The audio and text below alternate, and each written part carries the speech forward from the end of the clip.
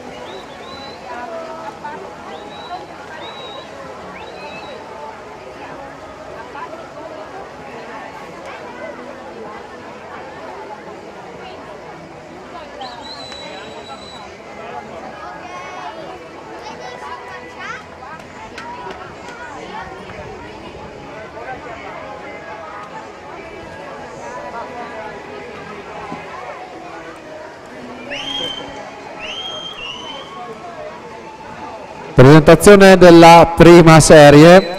Alla 1 Matteo Marcat, alla 2 un grandissimo interprete del nuoto mondiale della farfalla e dei misti, lo vediamo qui impegnato nei 400 stile libero, 81 medaglie internazionali per lui. Stiamo parlando, signore e signori, di Laszlo Cseh, Ungheria.